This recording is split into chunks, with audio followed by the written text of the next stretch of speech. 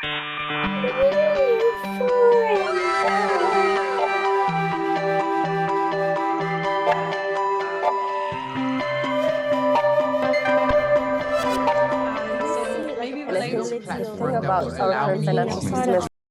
hello everyone, I'm Dominique. I am leading the research team here at the Foundation.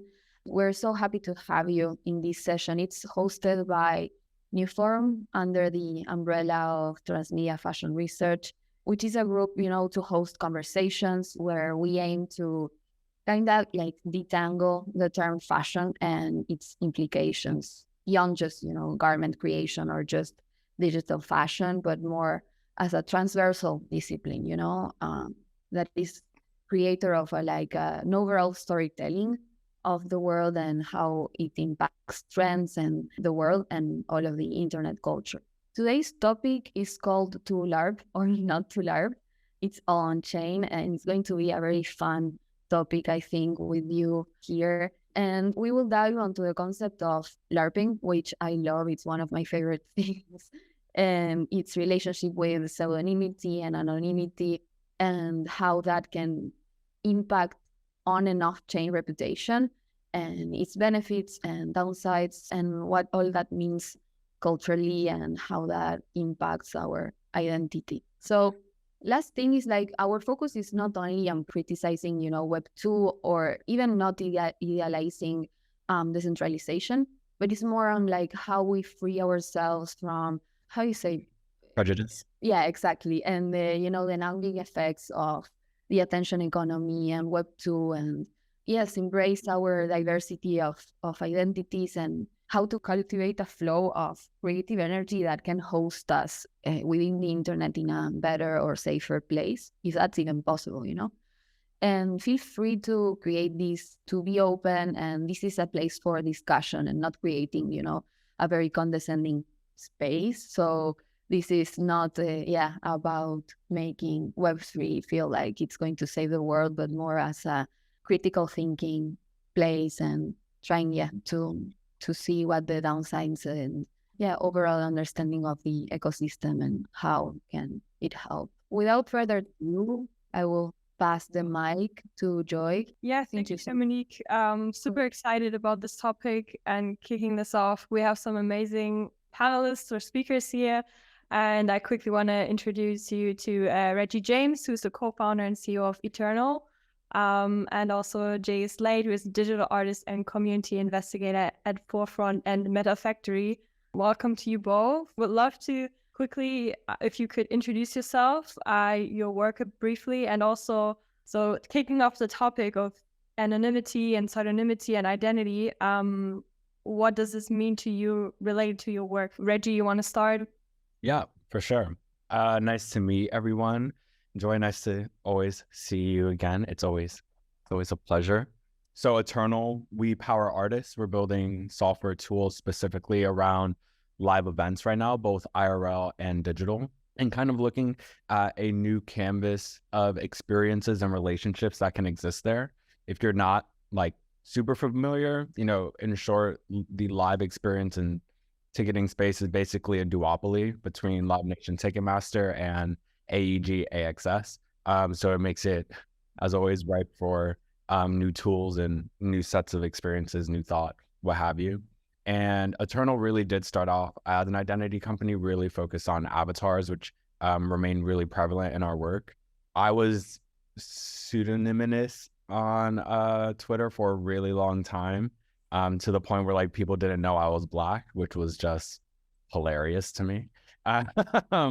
But when thinking about identity, I think about the inputs a lot. And I recently wrote a piece called The Body as a Mixer, which kind of borrows from, my DJing practice, and really just understanding that, your references mix into everything going on with your body, your subconscious, and that output consistently changes and has kind of a cybernetic, audience effect. So I really think about inputs in that way. And when thinking about Eternal work, how an artist is able to inform one's identity is really profound, right? So that's kind of where we focus a lot of our attention.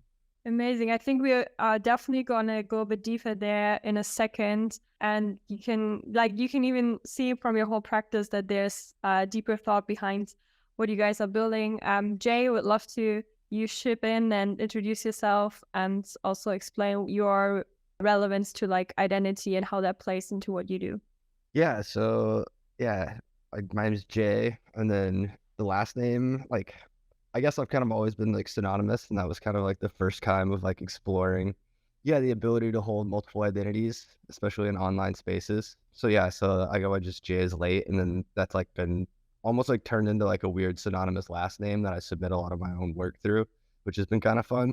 But yeah, and then kind of like through it all, it's been more of like my involvement's a lot and kind of definitely more so based in like the I would say like the devirtualization that is happening in like New York City of a lot of these like deep online communities, and kind of like what that turns into in a physical space, and how kind of like exactly like what we're talking about is like what does identity look like when you like kind of like go offline and then like into these like real places, which has like been really, really cool, especially from like both a personality perspective and then also just from like a work perspective. But yeah, so a lot of my time's like spent kind of, I don't know, like making memes and videos and tracking down different artists. Like that's how I met Dominique, was through, again, like through Instagram and through like a weird username that had like really great video work. And I was like, oh, this is cool. And then it turns out, you know, she's in New York and she's from Buenos Aires and all of these things. You're like, whoa, this is crazy. But yeah, so that's like a lot of my involvement's more in the, I would say kind of like a loose like cultural anthropology sense. Yeah, thank you for sharing that. It's so weird that we find ourselves in these groups of people that we share some sort of identity with. And the first thing I would love to ask is, how should we prioritize like these synonymous identities in Web3, or like how can we balance the need for accountability with the need for self-expression? And how much do we like, how much is the unknown mentality kind of should be present or should be not present, and how do we freely express ourselves in Web3? Okay, do you want to go? Do you want me to take it first? Do you want to? Damn it. Yeah, I mean, I think it's a huge question. I think it's like a really, really big question. I was chatting with someone who I'll kind of keep anonymous, and you know, one really funny trope that I think people leaned on and continue to lean on is this idea like Web3 doesn't care if you're about your race or your sex or your gender and blah, blah, blah, blah, blah. It cares about, you know, what you put on chain. And I just don't think that's true. You know, I think like at the end of the day, we're still human and we make a lot of decisions, affinities based off of, does this person share certain values? Does this person look like me? Do I find this person attractive? Like, for some reason, all of the musicians I like are also really attractive. I wonder why. And I think it poses a really interesting question in a very, let's just say, identity fluid space that is internet, right? It really gives off like Tumblr vibes. You know, I spent a lot of time on Tumblr as a kid and I had like 7 Tumblrs, and each one was this idea of like fractionalized identity, right? I think what we saw with like 10K PFPs and the way people sort of chose to hold on to some, like go of others, reflect them on their Twitter obvies or Instagram obvies, was a sort of expression of the larger ecosystem as a sort of Tumblr identity, right? Where like, I'm a punk here, I'm a penguin here. It was very Comic-Con-esque, but you know, I do think like even that kind of created affinities across the web, because if someone held a similar obvi, perhaps there was some deeper connection that could be explored there, right? So I think it's obvious that we do care about these things and we use them as sort of macro sorting filters because the world is really large and noisy. And I think that that is okay, because the need to express one's race or sexuality, what have you, seems to be quite core to what it means to be human, right? So I think to act like those things don't matter or that like we can kind of abstract those things away, you know, I think that has its natural limits. I want to counter that a bit, because I agree with what you're saying, that it's a very like, sometimes this whole online space can feel like we've lost the connection to the real life world. But for example, I think Steph was saying that, it was also a part of our community, and she said, when she expresses herself on Boys Club, she feels like it's a different identity that she can express online and that she can be part of that circle. And it can be good to have multiple kind of identities and circles, but again, it can also be detrimental to oneself's identity. So I think it's a very nuanced thing. I also find it funny that sometimes when you see people online, you meet them in person and you're like, wow, I didn't really expected that, or I didn't really thought you would be that person. But yeah, Jay, I would love to hear. You probably have a different opinion. I definitely kind of like agree with Reggie's take, because it's like everyone, it was kind of like this big trope of like, oh yeah, nothing matters, like the only thing that matters is your work. But even within that, like as someone I think who spends a lot of time at like looking at images and just kind of like being deeply on the internet, is like we still bring all of these aesthetic choices. And even among kind of like the deep internet, I would say like I think there's still like a large prevalence of like still like predominantly like white aesthetic, especially in like a lot of like found images and mood boards. And so it's kind of like within that, it's still trying to like figure out, okay, like we say it doesn't matter, but like the aesthetic choices of communities still translates into these digital spaces, regardless of whether you're identifying with any sort of gender identity or race. And I think that's like more so what I find interesting is like, okay, like we can still see this. And then like you kind of can like compare and contrast when like, again, these spaces and these communities devirtualize. And I think a lot of it, I think there is still like, you do have to have the affordance of like a lot of time and like the privilege and resources of time to be deeply online. And so I think that kind of is always like, something to think about. But yeah, I mean, it's like, I do think it is cool you can operate anonymously. Like there's definitely like artists who I know through the internet who I like have no clue of anything about them. But I do think it is kind of like a dangerous trope to be like, oh, no one cares. Like it doesn't matter. Because it definitely does matter. Like, we live in like a world of aesthetics. Yeah, I can't agree more. It's I mean, this also relates to what Reggie said in one of his talks about how images move the world kind of, and how we always create images to kind of move culture and like just life forward. I want to mention something quickly. Eileen couldn't make it today, but we have something, we extracted a quote from Eileen, and she said in an article that is called Fractionalize Everything. Do we really want everything ever locked on chain? Things carry weight. And now my question to you guys is, what do we really want to have on chain? Like, how do we really use this technology, and what do we want to put there? What does really matter to be on chain, and what makes sense? Reggie, do you want to go for it, or? Yeah, I think it's an interesting question. I got really skeptical when people were like, oh, this is going to be the new internet. So in a very McLuhan-esque way, when we think about new mediums, right, or progression of mediums, one of his rules is that the new medium can hold the old medium within it and then continue out, right? So there is nothing that radio can do that can't be on TV, right? And I think you see this with like, how do most people consume podcasts? It's actually on YouTube, right? So like you can actually see that relationship play out, and literally on YouTube, you're just watching people sit and talk in front of a microphone, and yeah, we have a certain affinity towards that.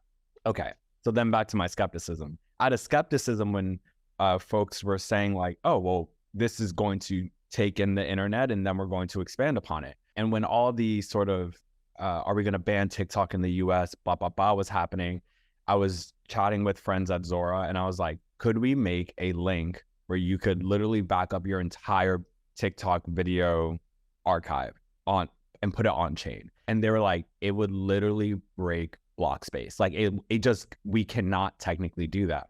I'm just like, well, so then either the reality is it's not going to replace the internet, or we're just not there yet, right? Which I'm always sensitive to. No, we're just not there yet.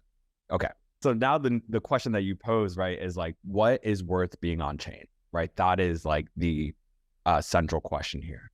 I've been on a kind of tip that like Web3, ETH ecosystem, whatever, is sort of like a parallel reality. And it's something that you can step into, have a set of values that is not reflective on general onlineness. There's a cost to action, right? In terms of like gas, like you should think about that action, right? Like taking a train. Therefore, maybe our idea of what is meant to be canonized in block space should hold a little bit more weight, right? Maybe like there should be some macro curation layer saying like, you know what, this like third level derivative of a lion PFP pick, like we're going to rip this out block space. Like this doesn't need to be here. That's like a really extreme version of it. But I think on a personal practice and tying it to friends, like my friend Yatu who works on USB Club, like what really matters to carry with you, right? For a DJ and loading up on their USB, like what you carry with you is everything that you can perform that night, everything that you can affect an audience with that night. And perhaps we should be looking at, you know, what we choose to put on chain in the same way. Is this culturally relevant, or whatever my framework is this relevant to exist in this manner? I'm working on a project with McLuhan's grandson, Andrew McLuhan, on taking all of these artifacts that, you know, are from his father and his grandfather on media study. And it's like, how do we get this on chain? Like we need like the McLuhan library on chain that cannot go anywhere, just in case some tragedy happens in like rural Canada and like these artifacts are like not there anymore, you know? Like, so yeah, maybe I'm a bit too stodgy with some of my views right now, but I do kind of have that like Picasso-esque, like give me a museum and I'll fill it type vibe with what should be on chain today. Because I think so much energy, like if you just looked at Twitter and how much energy it uses and how many tweets might be valid, you know, like there's a lot of the internet is supposed to be kind of like a wasteful space in a way. And I think that's good to have a difference there. Yeah. That didn't directly answer it, but it kind of gave a framework to how to answer it. No, I actually, if I may jump in for a second, I actually think it's very interesting because it relates a little bit with like analog photography versus digital photography and how we used to, I mean, not we, because I didn't use that technology so much, but it used to be very mindful. Like you were like, oh, this is the frame, I'm going to take this picture and then I'm going to print it and then it's going to be stored forever there. And you had like this deeper care of what you were doing with images, right? So, and what makes me think here is that at some point Web3 is really helpful for ownership and making, you know, creators' work valuable and authorship and all of the things that we already know. But at the same time, it's like our identities change all the time. And if you carry the weight of your on-chain blueprint everywhere, then that's weird and that's, you know, very heavy too. So a part of something that, yeah, it makes me think is like, okay, there's all of this good side of Web3 and how, you know, as you were saying, how can we make the valuable archive of history stay there so we don't lose it and then it's like everything's lost? But they're dead now. So they don't have a saying and like, oh, I don't want that text to be part of my identity. But at the same time, it's like now we can, and now we make mistakes a lot more because the decisions are more weak. Yeah, I think that was my comment. Yeah. One last thing, and then Jay, please stop me. But like one of my neurotic practices online, I think everyone has secret neurotic practices. One of mine is to go to my Facebook, look at my memories every day, and make sure like some view that I posted in like high school is not like out of zeitgeist. Guys, yeah, in early 2010s, you know, early like late 2000s, you know, people were bugging out. All that to say is like, I think the thing that you talked about in terms of like identity formation is like, you know, you're like chopping through the woods, right? And sometimes overgrowth happens on like that old path, and sometimes that path is like clear as day. And then to relate it back to the analog versus digital photography is like, photography is about how much light we let through on a subject, right? At the end of the day. And what's precious about analog is like, once you let that light through, there's no pulling that back, right? Where digital, you can kind of just delete, blah, blah, blah, do it over. And yeah, you know, on-chainness is like very precious light source. And it's a light source that like is going to basically tattoo there.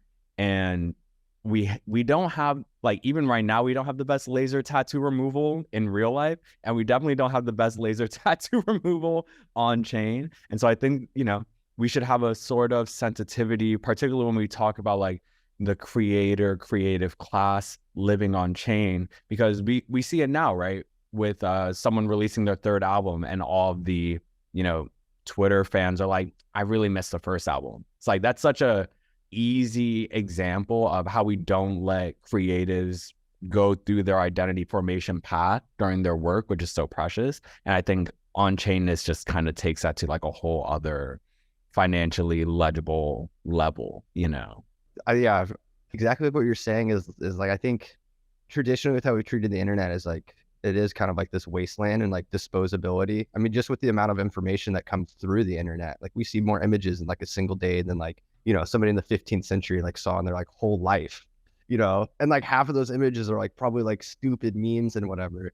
But just like the amount of like information we take in is kind of like astronomical today. And so I think kind of like with the question of like what matters and like what goes on chain, it's like when you can say anything, like how do you actually say anything that matters? And so thinking about that with on-chain kind of like reputation or even identity. And I feel like a lot of like, personally, my thought recently is like, how do you like what's the point of minting something? It's like, for a lot of people, it's like the whole SoundCloud, or it's like the whole kind of like Spotify thing. It's like, yeah, anyone can post on Spotify, but like now we have, you know, there's not a big enough audience in the world to like have everyone be a Spotify streaming star. And it's kind of like thinking about that within our own work of like putting things on chain. It's like, okay, like if everyone puts everything on chain, like then what is like actually like the mode or like reason for minting? And I think a lot of that kind of comes back to like these ideas of like preservation and kind of like legacy. So it's like, how can we use these tools to, exactly like Reggie was saying, almost like establish new museums, especially as we've like started to see like a lot of like digital artifacts and kind of digital legacies are just as important as like our physical legacy.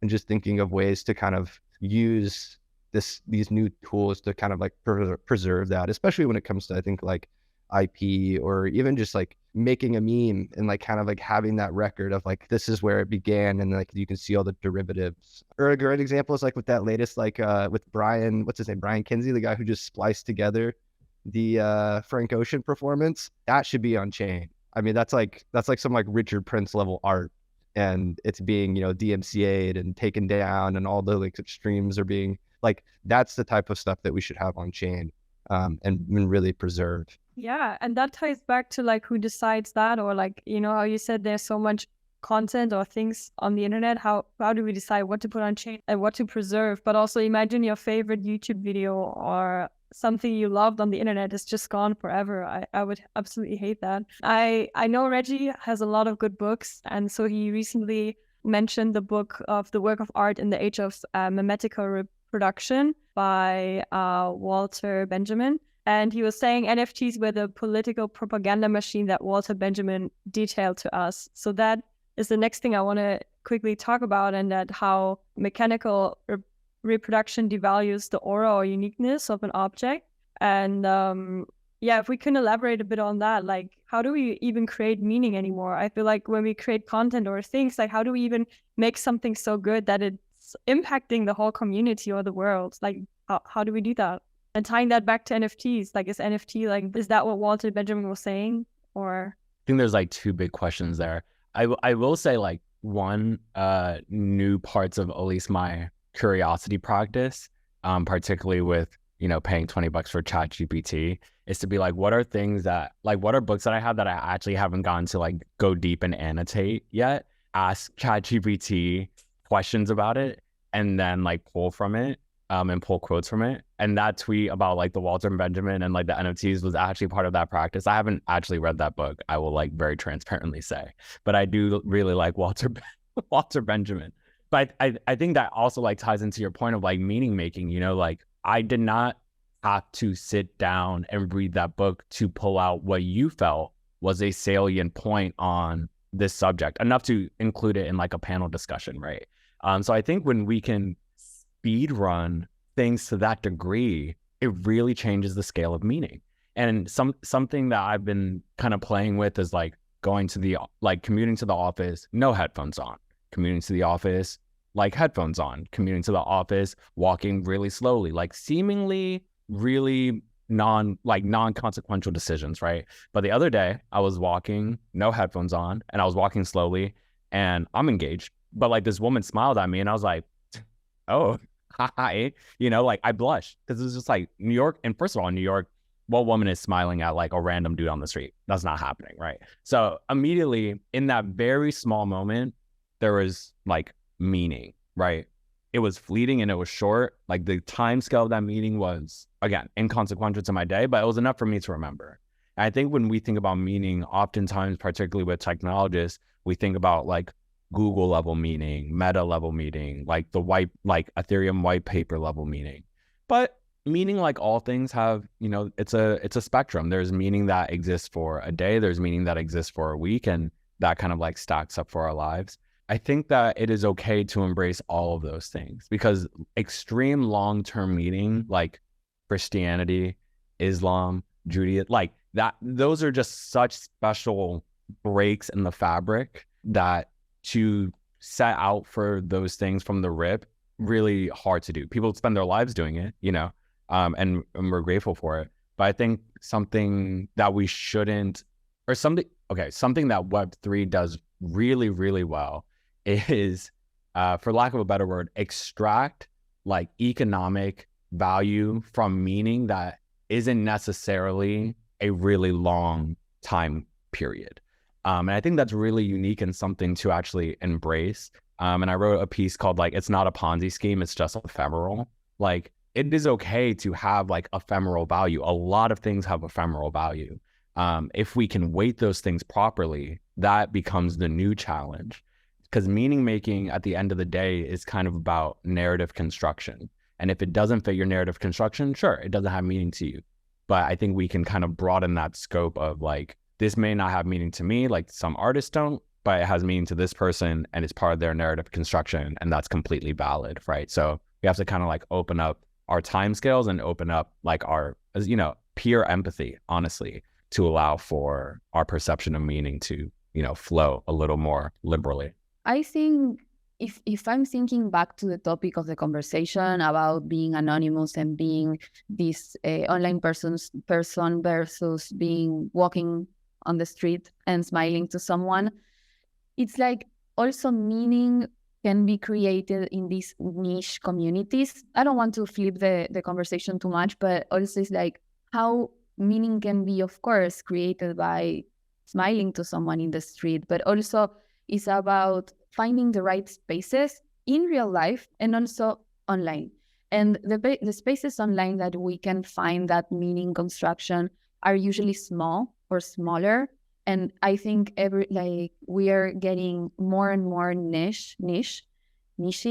And that's also something that is really, really connected with LARPing, right? Like when you are faking your identity, you're like a part of a really small group that shares your interests. It's like, oh, I'm part of this community and I don't know, playing Yoda online and everyone's accepting my identity. And they're like, okay, perfect, like work, and your handle is the only thing that you need.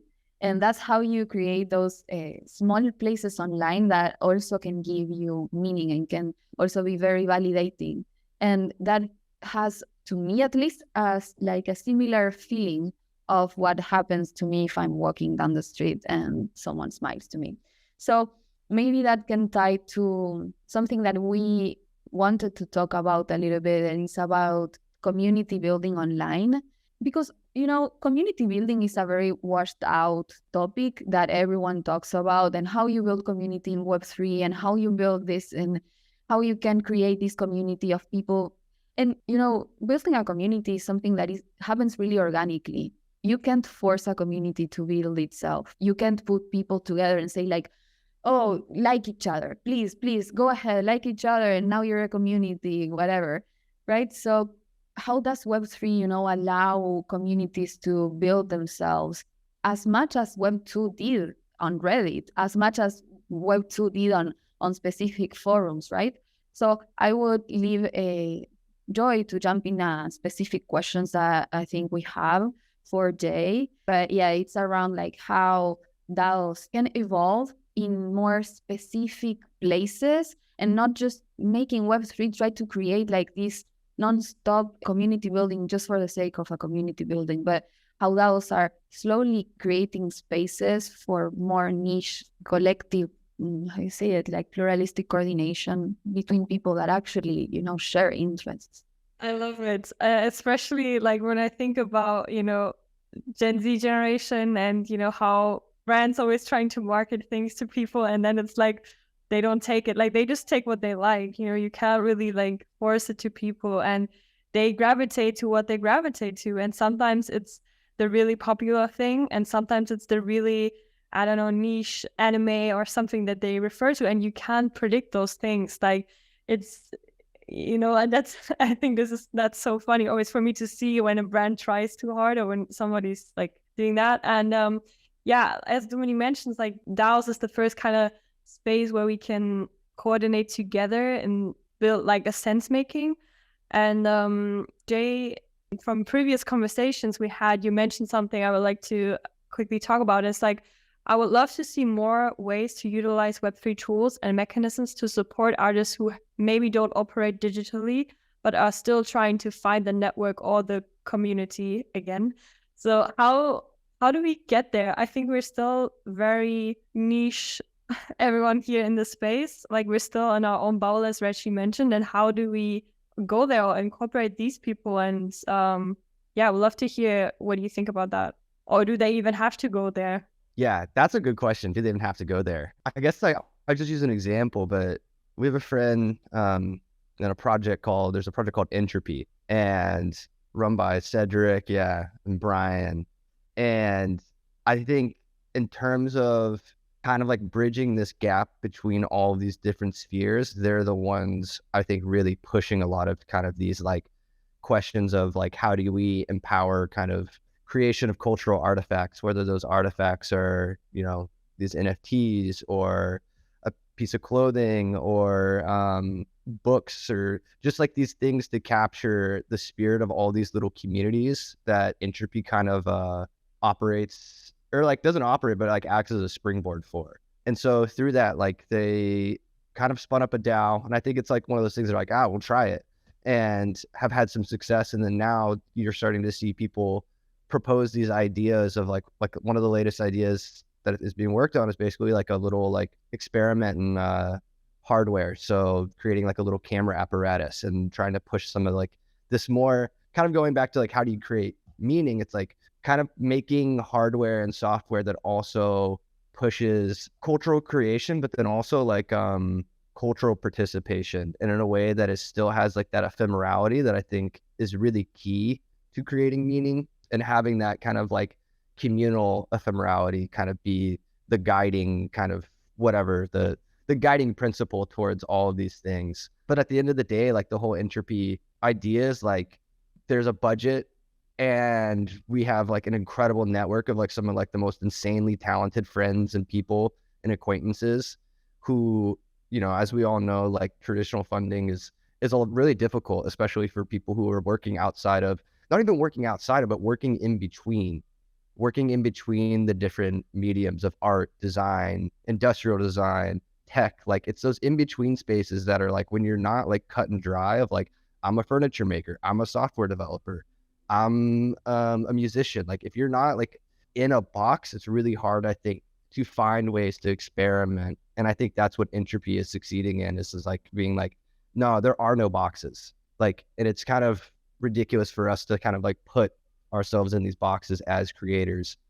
So what does it look like to fund and also kind of create a space for all of these people to pool together and kind of like have these ideas? But yeah, so like, I don't know, I'm just a big Entropy fan, and I think what they're doing is like, yeah, they're like one of like, I think the more interesting and I don't know, like where there's focused on like creating things that will last. And a lot of that means, culture, and it's also culture from like all over the world, like, and do a lot of like anonymous contribution, and then like just throwing people in group chats, and then you're like, who's in here, what are we doing, oh, here's a proposal, let's ship it. Like it's really, really, really cool. I think the thing that you pulled out that I actually forgot until you said it is like how many people anonymously contribute on the platform, because it goes out through branded accounts. So that mechanism kind of allows you to LARP as a curator through like the machine that is like the interaction set, right? Which is just like pushing images and like ideas, captions, what have you. And then it goes out through the brand. So it's like, it is kind of like, it has like some headless brand energy, you know, which allows a certain level of anonymous contribution to play into it. And they have that whole scoring system based off of social interactions once it goes out to the account. Wow. Honestly, obviously, you know, we're friends with Cedric, but saying it out loud in this forum made me be like, wow, he really did the thing. Yeah, no, it's crazy because they're also, you know, like the biggest challenge in Web3 is distribution. Is it David Weber that it's on like culture and tradition or something? I can't remember what it is. Status and culture. Status and culture. But there's a quote in there where it's like content is king, but distribution is the kingdom. And like that's kind of like the biggest issue, especially for like artists and creators, I think in Web3 is like you're like held in like this weird limbo where major distribution is still on legacy platforms, but ownership's on Web3 or like on chain, but there's still like no distribution. And seeing Entropy and Cedric kind of like build these rails of distribution that then allows you to kind of anonymously push either your own work. Like if you're tapped into Entropy, you could like make all your own shit and like push it through and then like kind of see what works. It's sick. It's like genius. And it's all kind of like a headless brand. It's you kind of own it, which is like really, really, really cool.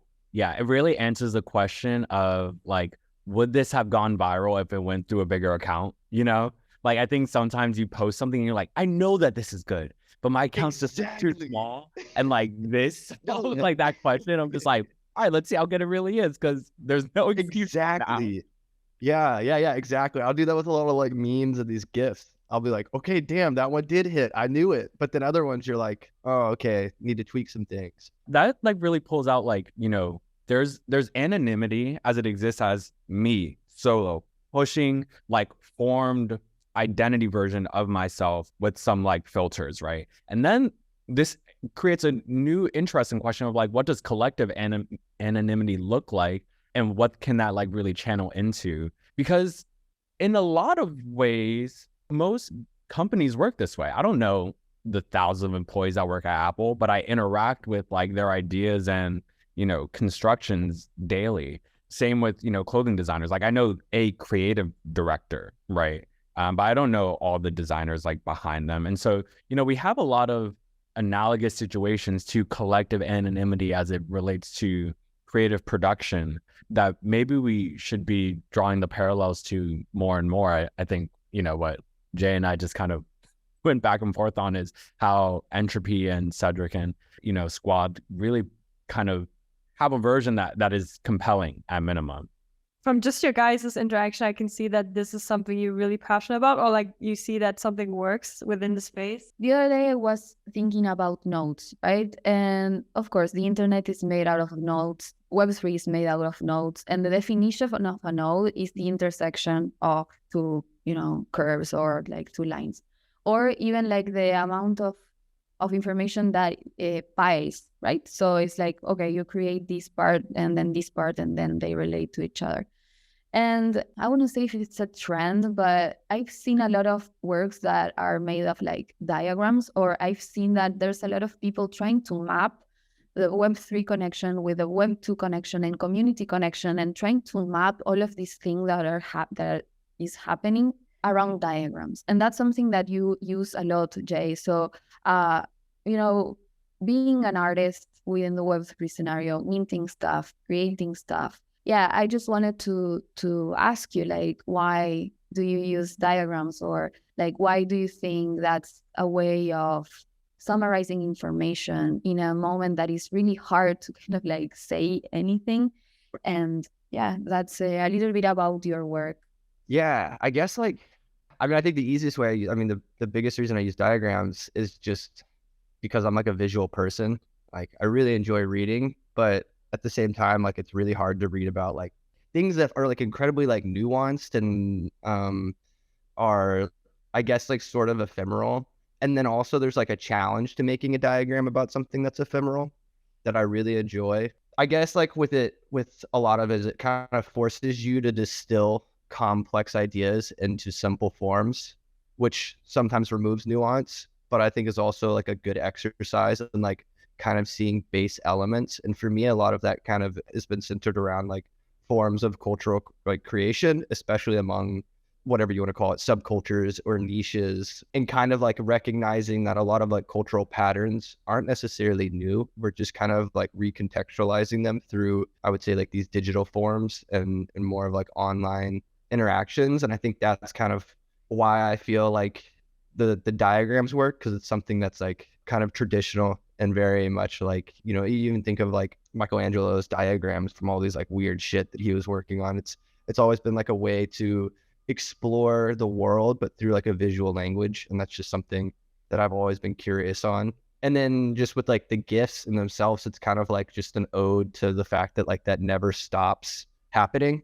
And it's like the same way with the GIF. It's like, you know, that it never pauses. It just keeps going on for like, and that's like kind of like the reason I meant them. It's like, again, it's like trying to like have it be more conceptual. It's like minting something so that it's like constantly going to be stored in this moment of movement, which is like, I think kind of what feels important about minting. Like it's like the preservation of a moment, and that moment never ceases to stop. So it's in an infinite loop, and that's all like cultural creation. And it's like, there's a really good article or like PDF that was written here by the singer, one half of the Frost Children, called The Host Manifesto. And it's basically a manifesto for how to create host flyers. But it's really incredible, because it has like, there's like 6 different kind of archetypes, and these archetypes are something that you can track through history, and each one brings its own element to the flyer. And I was talking to Angel, because one of their examples they use is Jesus as like one of like the original vibe conductors. And I just thought it was like such an incredible reference, because again, it like, they didn't contextualize it through any like sort of like modern archetype or modern character. It was like kind of through like these like historical points that are all still relevant. And I think that's kind of like, at the end of the day, I feel like with a lot of Web3 and whatever, like on chain, it's like, we're not really like inventing anything new. It's just kind of like recognizing past forms of cultural creation, and then like figuring out better tools to both empower and preserve those moments and people and outcomes. Like you said, we are just inventing a new space or a new like territory. And isn't that cool that you can kind of be part of writing that? I think that's so exciting. And I want to quickly go there and mention the quote unquote famous metaverse, and how it's a virtual space that has been dreamed of since the inception of the internet. And I want to ask you guys, like, what is your perception of like the metaverse? Like, how do we establish protected identities in this new territory? Is it even the metaverse? I know Reggie has been on a talk and referred to Mars as like a new kind of territory. So it's questionable to call it really metaverse, but in general, like, we're really using this space. So like, how do we establish our true selves here? And how do we create the playground? I'll start with metaverse, because metaverse is just like, you know, I think more topically like in tune with this talk. I like to think of things as like mirrors, right? Like, I think that the metaverse is a really interesting, I think the mirror was the final product. Like, once we made the mirror, like everything we've made since then have been like mirrors in some capacity. And I think the metaverse is a really interesting mirror. And historically through sci-fi has been a mirror that is really based on crafting oneself through whatever like extension of identity that you want to pull into kind of bit space, right? In the Matrix, they referred to when Neo is like, oh, why do I look like myself? Like Morpheus is like, it's called residual self-image. It's like your mental projection of what you look like, right? And that's why he maintains that shape and form. And when they're actually creating that movie, Switch, the like ice blonde character, was actually supposed to switch gender between the ship and the Matrix, but they couldn't do that for budgetary reasons. They didn't want to pay another actor. Kind of leans into like the psyche of the Wachowskis. Anyway, all that to say is, on the macro discussion of like LARPing and, you know, identity construction, the thing about LARPing is like, to me, it's just like actualized fiction. Like, I think of it less as like lying and more like, no, this is like the fictitious version of this thing I've always wanted, and I can embody that thing. We have a lot of kind of psyche stuff around avatars with that. And again, the metaverse question is hard because a lot of people would say like, oh, like we have metaverse now. But I think people's mental projection of metaverse is far more about like digital embodiment and kind of active lean in to participation in those spaces and some of the freedom that that's supposed to achieve. And we're simply not there yet. But I think it is rooted in avatar and object structure. And I think that's what excites people around that. And it just presents a new mirror to like who you are / who you want to be. And that's kind of the problem with like Facebook's horizons and stuff, because it's so based in just like photorealistic you in that space. And that's like, that's never been the point. I'm not trying to be photorealistic me in like infinite space. That's so boring. Yeah, I love it. I love the idea of mirrors. I think we are obsessed with ourselves as humanity, and we cannot stop re-representing ourselves everywhere. So I love that part of like the more magical thinking about LARPing. You know, I think it's permitting ourselves to be kids at some point again, and letting ourselves like, you know, not take us so seriously, take ourselves so seriously. And yeah, I don't know if it makes a lot of sense, but I always believe that the metaverse is kind of like a state of the mind, and like it has been happening, you know. All of the story of the internet is already the metaverse, because immersive experiences are not just about like, oh, putting yourself in a VR thing or just like being like this 3D person somewhere, but also it's about being so intensely focused on something.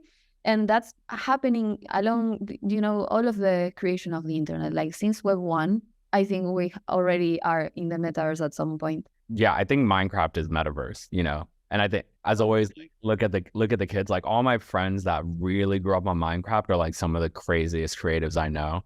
And to that, it's very much like a mindset thing that clicked in their head, and now they move about all space, you know, in a very particular way. Like you can kind of point out a Minecraft kid. Yeah, totally. One last thing is like, also we live in an era of a lot of banning. You know, when you talk with ChatGPT, like it's nuanced. It's never going to like answer you something that is sharp. It's not going to take that risk. So also for me, you know, a big concern is how to maintain the internet like free and also a safe space at the same time. And like, how do you create new territories where you can be free of expressing yourself and not be holding up so much stuff that doesn't allow you to express yourself?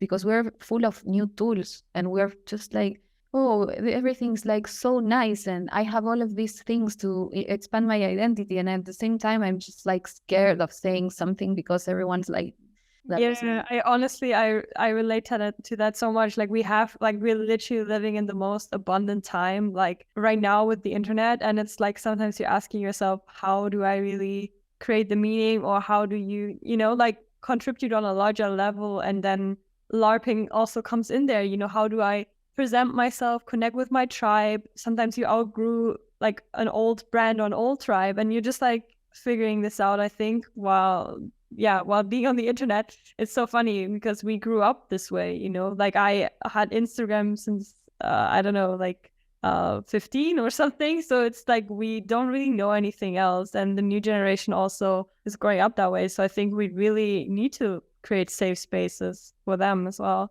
Also, if you guys have any questions or add-ons, we would love to invite you to join the conversation and, you know, give your thoughts to everyone who's here. I see a lot of people. I don't want to pinpoint anyone, but I'll just say hi. But I am extremely busy. It's tax season, and I have to do my taxes later today. I got invited like very late to this. I'm sort of in an on-chain marathon right now, and I have to like do a bunch of smart contract and stuff. And I haven't slept for, I think I slept like 4 hours, so I am sort of not here exactly, but I'm listening. And it was Reggie said something interesting about the nature of the mirror, whatever. I think it was something towards, it was more pejorative or negative. I'm not sure exactly what was said, but little parentheses, like last project I did is sort of reveals the nature of on-chainness and everything happening online. It's not easy. It's hard, and like people with comfort, etc. So basically it's an ERC20, and after a couple of days you can't transfer it because just the contract it's like locked in place. So you have to keep moving. You have to move endlessly, basically, every 9 days, or you'll just get stuck. And I'm working on an extension right now, and it's sort of expanding on that idea that for anyone to win, someone has to lose, or at least that's the nature of the markets in our space. And it's sort of an inevitability, like technically speaking, but I think from like an artistic experience, something else can grow from that if you put those elements forward and sort of you manipulate them, remix them, or just make sure that people are aware of them. It just at the very least flip the relationship with the market. Yeah, totally. I think, Reggie, you mentioned in the Mars talk that you had, like how not to bring all of the mistakes that we already did to new lands. And I think that's something that also is really important about what you said, Lucas, like how we create another relationship with the market without making someone lose because the other person is winning. I mean, all of the notion of success is a like whole other conversation. But I think one of the biggest challenges that Web3 carries, because I feel like that's kind of like what we put onto it, is like, you need to solve this. Like, you need to be recreating the relationships with artists, the market. Yeah. And building, another flow of energy that makes everyone at least, work together a little bit better. Like, I would be happy with just like small steps. I think go ahead. I think you were about to say. So I had a couple of questions about like how we think. I love the discussion earlier around sort of anonymity and sort of like Tumblr and kind of like communicating through ideas rather than through visuals earlier on in the internet. How do we feel that interplays with like current dynamics of like, Elon Musk and verification on Twitter, for example, or like with the new developments with, AI and sort of spatial computing, where with the ability of AI to kind of replicate what we do to an extent, like platform leaders are probably going to try and necessitate like the lack of anonymity, if that makes sense. Yeah, I think unfortunately, it's a really valid question, probably handled by a very distracted and not the best leader right now with Elon. Like, man has too much on his plate. Man needs to go back to cars and rockets. Like, someone else should. Like, this man could have been Mars boy, environment boy, and now he's like Twitter troll extraordinaire. Anyway, all that to say is I think it's a really valid question, right? If we thought the bot problem was bad, like imagine AI agents that can actually execute things, right? And something that I talk a lot about, and Jay and I have talked about, in person, is the reality that like, we are going to have an environment in which we have AI agents trying to push not the best economic tools that are, Web3 based and like a higher sense of deregulation, right? And so the need to verify humanity, which, okay, I think Sam Altman is really interesting because like, he kind of teases WorldCoin, right? And then everyone's just like, proof of humanity, like, you're disgusting, get this orb out of here. And then like people just see OpenAI go like this and it's like, oh, I guess we're gonna have to prove, like he what is that called? He Mev-botted himself or whatever the hell it's called. But yeah, all that to say is, unfortunately, like Elon has kind of usurped this conversation. I actually don't know, at least from a Twitter context, if we'll be able to have a good version of the conversation without him. But at its core, what you're going up against with kind of like human verification and kind of like a AI agent world is the very direct need for status, right? And status previously across social layers is really tied to what am I producing IRL, or I've gone big enough online that I need to be verified. And that did not come at a cost. Like the platform was meant to create that service as a function for the network, right? It's like a positive externality for the network to understand this information. And now he's kind of killed that. So we're left in a situation where, people that pay for verification are getting made fun of. People that should be verified because their identities are at a certain scale don't care to be, because you don't want to pay for something that you already have for free. And we're going to be seeing more AI agents acting across networks with different incentive models. So personally, I'm scared. I don't really have too much of a fixer opinion on it, other than like, maybe the old model wasn't that bad. And that's something I've been kind of meditating on a lot lately. It's like, maybe the old model wasn't that broken in the first place. Because now that I'm looking at this, yikes. It's like, maybe 99 cents for a song on iTunes wasn't the worst thing in the world. I don't know. This is so good. I agree. Like, we pumped all of this like technology in there. We are like pumping the money in there, and it's like, where are we now? Like, okay, now we have all this. Like, what do we do with it? And like, also, like, I love learning personally. I love reading. I love engaging in art. But you can Google anything, and you can just ChatGPT anything. So it's like, why should I even go deep into coding if I'm not even going to be the best at it? Because I don't know, it's something I ask myself all the time. Like, how do I specialize in what we're doing? But then it's like, is it even necessary? I think what do we specialize in as a function of like AI and other mechanisms that are, coming live is a really interesting question. Like, the number one thing I spend my time thinking about is, who do I become as a function of these interactions, right? And there was like the abstract sense of, there's always going to be someone better than me at X. But when that thing is a program that I can interact with, it becomes a lot more tangible than said person like across an 8 million person city, right? And I think I had this joke that the future is just agriculture and raves, because we've kind of automated a lot of other things. And I still kind of hold on to that. Like, I think we're going to have a question of like, what work is really necessary for us to take part in? And can we, to go back to your point, Joyce, like, can we meaning make outside of some of those older functions? And I'm not AI is going to like take over person, but I do think we're going to have a big shift in people's activities, or at least at minimum, like a time construction shift of people's free time, which is going to be, I think, really great. Even if it's a lot of people hanging out in a yard. But as of right now, from what I can tell, like, the most interesting thing is still going to be a sense of like the generativeness of human to human interaction, and can we like hold on to that? Like, I find myself to be quite a reactive person. Like, I feel like I have best ideas or like best moments when someone is like throwing shit at me and I have to move rather than just sitting still on my own. And I think like our capture mechanisms of that become a lot more interesting when so much is kind of software produced and ran, and kind of we just consume more. Yeah, it's a big question, but I think maybe it can lead to us just focusing on the things that are more necessary. Again, going back to like, how do we want to work?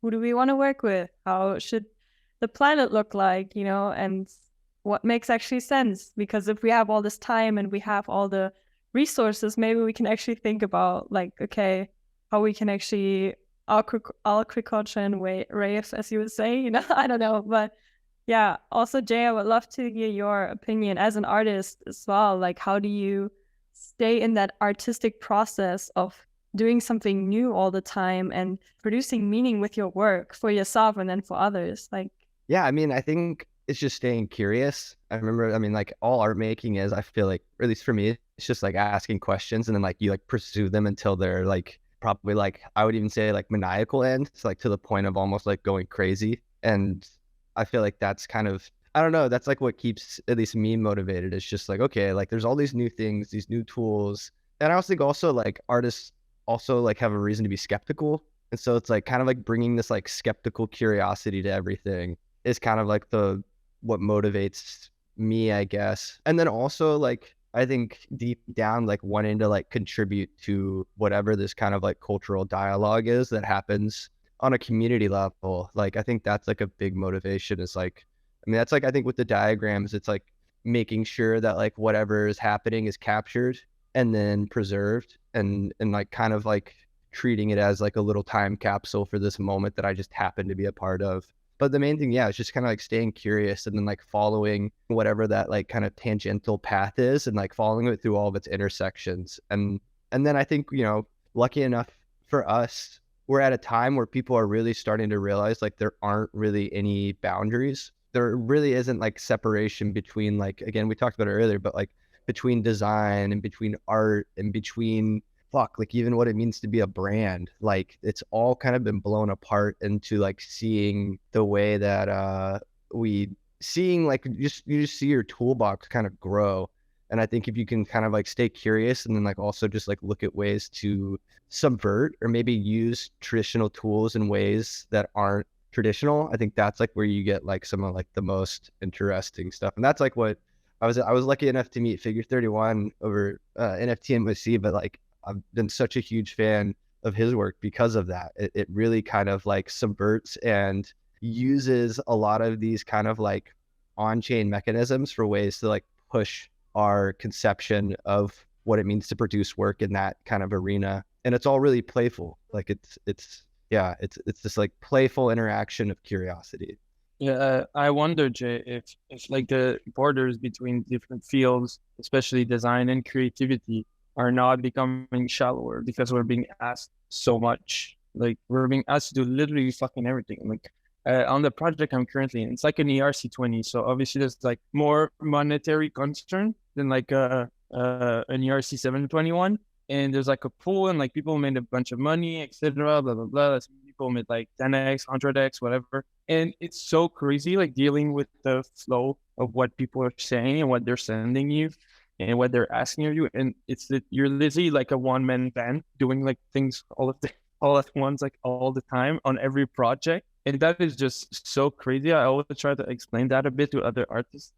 It's always been like that in the traditional art space. I don't know. I think a lot of people have already reflected on the subject and even write about it, how like most of the economy is like sort of becoming more and more like an artist economy, where you do like a bunch of gigs everywhere and like no one owns you anything and like you have no real security in a way, if it's that like medical, social, like whatever, you know, it's like you do these gigs and you go on to the next one after that. It works for an artist, but I'm not sure if it scales up. Just if everyone works like that, it's definitely going to change our like day-to-day interaction and how we walk around this world. I quickly want to say kudos to you because for sharing this right now, because I feel like a lot of creators and artists feel that way, but they might not share that, or they, you know, I think a lot of people are overwhelmed with the burden that they get when something works out and you have like an audience or you have people to kind of involved in the project. And yeah, I think that's such a challenge. And like you said, there was I think a saying that our CEO sometimes pulls up. He says, "Oh, you will own nothing and you will be happy. You're just gonna be in your room doing all your things, like gonna like your business, and then you know yeah." I think this exact quote was in a document from the International Monetary Fund, right? You know, which is fucking. You want to mention, I guess. Because it's like it feels like a dystopian, like I don't know, like reality, alternate reality they're talking about somehow. Oh yeah. Yeah, I mean, I think we could like keep on going forever. The limits between content and art are like such a big conversation that is almost like impossible to take. And I think that's also why, you know, referring to what Jay was saying, like that's why memes come a lot into play here, because they feel like it's a space that you can actually say things. And at the same time, it's like the only thing that fits into this extreme velocity of stuff going on. It's like, okay, how can I do this? And then it's like, I have this template, but I have this idea. And then I, you know, throw all of these effects and it looks like something that is related to what I feel. And it's like one of the only devices, I would call them, that are useful at this moment to express yourself. And related to what we were talking earlier about how you can create this meaning, is like we don't have to take this velocity to the Web3 scenario. I think that's also something that is overwhelming ourselves a lot. It's like we have on this hand all of this extreme like accelerated stuff, and like we feel the need to bring that to the Web3 scenario because that's the only thing that we know, and that's like, you know, fighting with this other space that is a little bit slower. So we have that tension between these two spaces. But I believe something that Web3 is bringing us is like these spaces of conversation. And I believe these places of like slowing down a little bit and trying to find the right words, or like the even, just thinking between each other, that like that's something that will help us differentiate things. And that's the only way to detangle it and try to not feel that bad all of the time. At least I talk about myself, but it's like so overwhelming. And I feel that anonymity is a big player here, and Larping and having fun and trying to find your people, for saying it somehow, finding the spaces where you can talk and where you can say stuff and you can be your silly little self, even if it's like behind whatever costume you made for yourself. So I'm grateful that you were all here and talking about these things. And yeah, it's such a pleasure, and I don't know, a full circle moment for me to bring different people, like just open up the space for different people to come and join and figure this out with us as well, like how we create meaning. Definitely gonna look more in the entropy. And thanks for everyone who joined. This was a pleasure, and we're happy to keep talking about like what's really mattering to us in the space, and listen to you guys and have you guys on. Appreciate you. One thing that is really big for our project and what brings us here is to create these spaces for energy flow. That's the term that we use a lot. Safe spaces for energy flow for creators. So yeah, that's it on my side. And thank you so much. It was such a pleasure to have you, Jay. I love that you joined. Reggie, a dream come true. So yeah, thank you. Have a great day, evening. Speak soon.